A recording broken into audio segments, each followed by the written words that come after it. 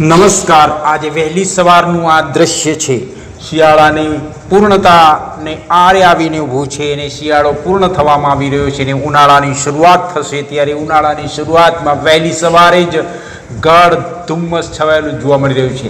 એ જ ધુમ્મસ વચ્ચે વર્ષોથી અધૂરી રહેલી લાગણીઓને રાહ જોતી એક દિલસ્પર્શી કહાની પણ જોવા મળતી હોય છે। ત્યારે ગામડાની કહાની ખૂબ જ મહત્વની બની રહેતી હોય છે।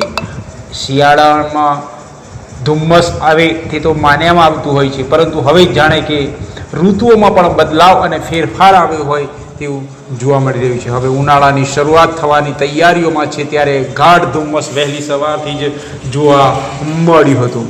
આજે અમે તમને લઈને આવી રહ્યા છીએ ખેડા જિલ્લાના કપડવંજ શહેર અને કપડવંજના ગામડાઓમાં કે જ્યાં વહેલી સવારે ગાઢ ધુમ્મસ છે અને આ ધુમ્મસ ખેતરની વચ્ચે છવાયેલું જોવા મળી રહ્યું છે। બે હાથના અંતરે પણ કંઈ દેખાતું ન હોય, ઠંડી હવા હળવેથી વહેતી હોય, ખેતરોમાં ગાય ભેંસની ઘંટડીઓ ધીમા અવાજથી સંભળાતી હોય, આ જ ગામમાં રહેતી અનેક લોકો પણ અને અનેક જીવ અને અનેક પશુ પક્ષીઓ જાણે કે કોઈની વર્ષોથી રાહ જોતા હોય તે પ્રમાણે વહેલી સવારથી જ ચારો ચરવા પહોંચી ગયેલા હોય છે। ત્યારે આવા સમયે આ ગાઢ ધુમ્મસ જોવા મળી રહ્યું છે।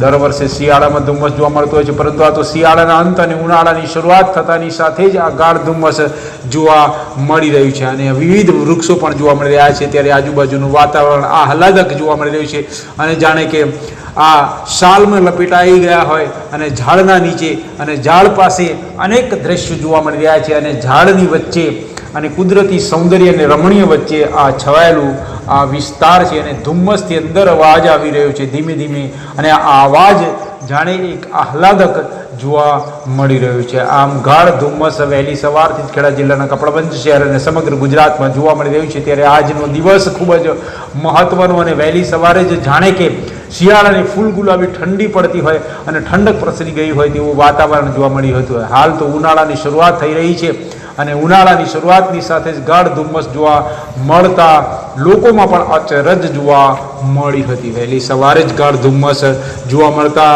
જાણે કે આ થોડા સમય માટે ચૂપ થઈ ગયું હોય, જાણે કે વાતાવરણ અને સૂર્યનો પહેલો કિરણ આ લીમડાના ઝાડ અને વૃક્ષો વચ્ચે અને ખેતરોની વચ્ચે ધીમે ધીમે પસાર થઈ રહ્યો હોય તેવું જોવા મળી રહ્યું છે। ત્યારે ધુમ્મસ એક દિવસ છટકી જાય છે અને જાણે કે થોડી ક્ષણો પછી ફરીથી પાછું આ ધુમ્મસ આવતું હોય।